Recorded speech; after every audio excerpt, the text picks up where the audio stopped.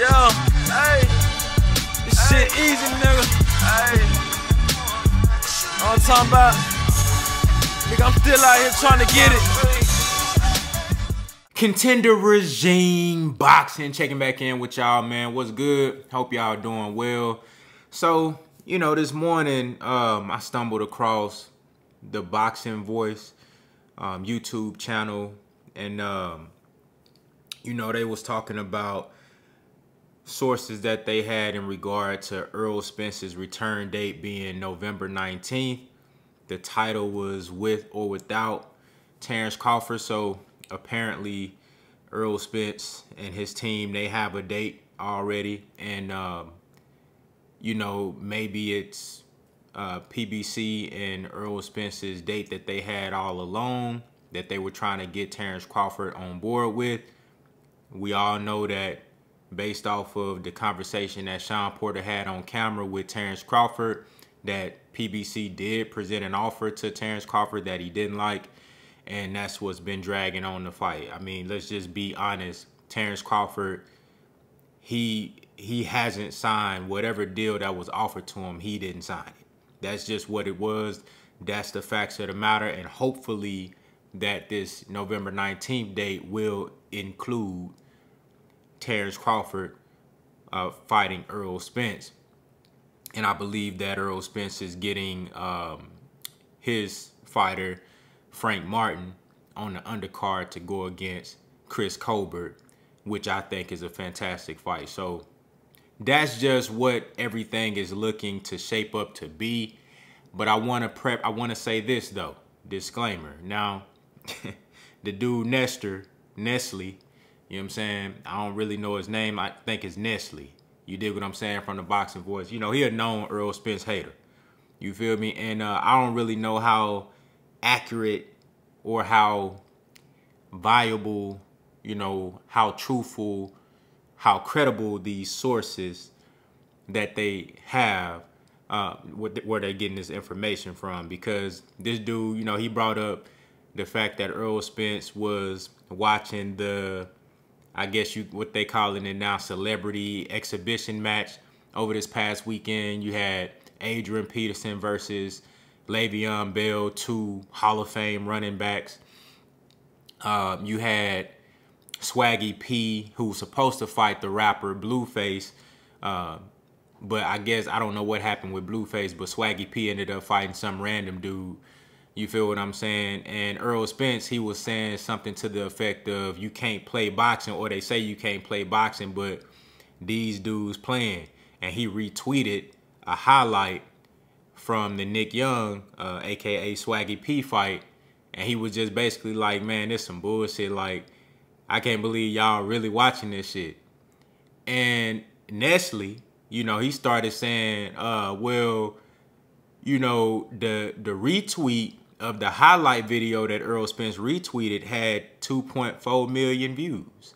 He said it's funny that these celebrities getting more views than the real boxer. Now, in some cases, that is true. Like a Jake Paul, like a Logan Paul, you know, these dudes have incredible foundations when it comes to fanfare, supporters. I mean, these dudes have over 20 million subscribers on their individual YouTube channels, and then they have podcast channels with upwards of 5 to 10 million subscribers. I mean, these dudes doing big shit online, and salute to them, because they built a platform and they deserve to utilize that and monetize that shit however way they see fit to make sure that they pocket seen about and to build a brand. So ain't no diss to them. The McBroom dude, all them, hey, KSI, man, them dudes, they doing their thing. So this ain't no shade to them. But Nestle, the reason why I'm saying you can't really take everything these dudes say for valuable, because he don't know what he talking about. You feel what I'm saying? He said, first and foremost, he sounded like he tried to compare pay-per-view buys to internet views, and then old boy checked him on that shit, his co-host, and then he tried to clean it up. Then he said, nah, well, you can't, Errol Spence don't have, we talking about just straight internet views, Errol Spence don't have no fight that got that many views.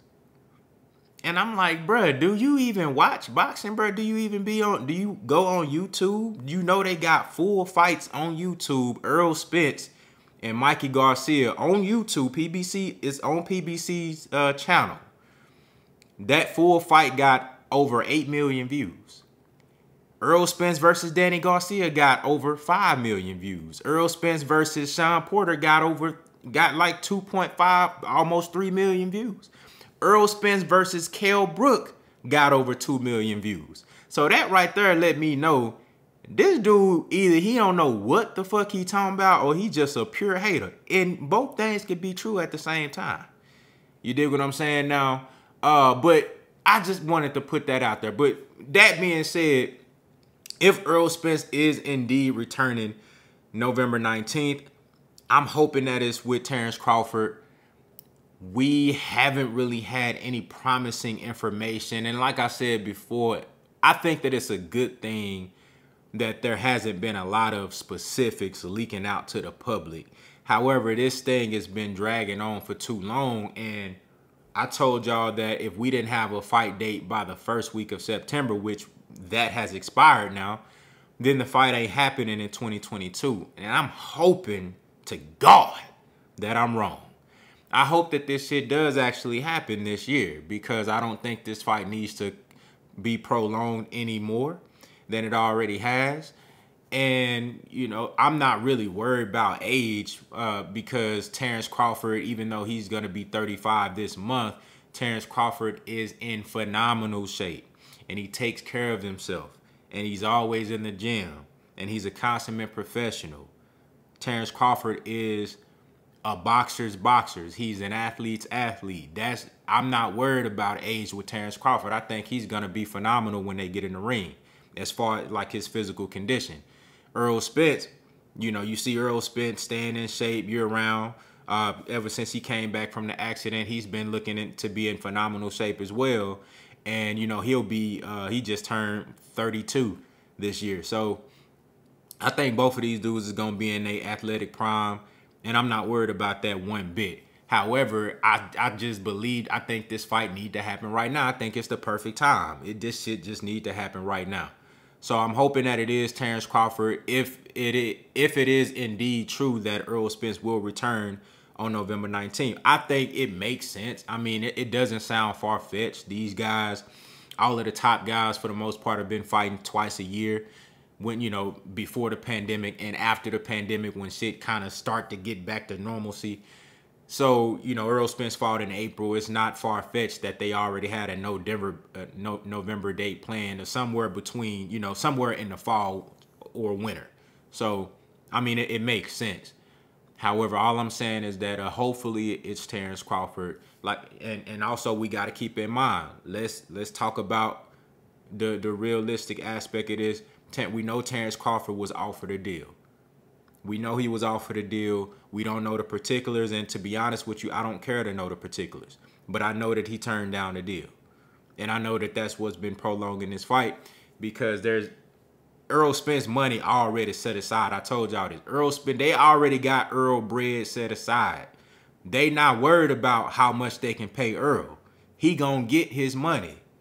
They trying to satisfy Terrence Crawford. That's the issue.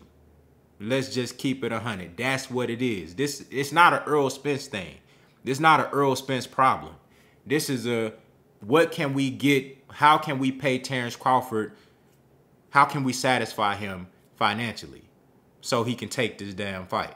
That's what it is. So y'all let me know what y'all think down in the comments, man. You know, people speculating, is it gonna be Keith Thurman? Even though Errol Spence has a large amount of disdain for Keith Thurman for obvious reasons, me personally, I wouldn't mind seeing that fight later. This is the priority right now, Errol Spence and Terrence Crawford. When Errol go up to 154, if Keith Thurman want to carry his ass on up there and get beat up on, just to give Errol Spence some type of, you know, buffer fight to acclimate himself to that weight, if he want to do that, go ahead. You know what I'm saying? But right now, we focus on Errol Spence and Terrence Crawford. You know, people speculating a possible Jerron Boots Ennis and Errol Spence fight. I don't think that that's impossible. I don't think that that's out of the realm of possibility. But again, I just think that Errol Spence, if he's gonna fight at 147, it's gonna be Terrence Crawford. I don't see Errol Spence sticking around at this weight, you know, just to be at. I just don't see him sticking around at this weight if he's not gonna get the undisputed title shot.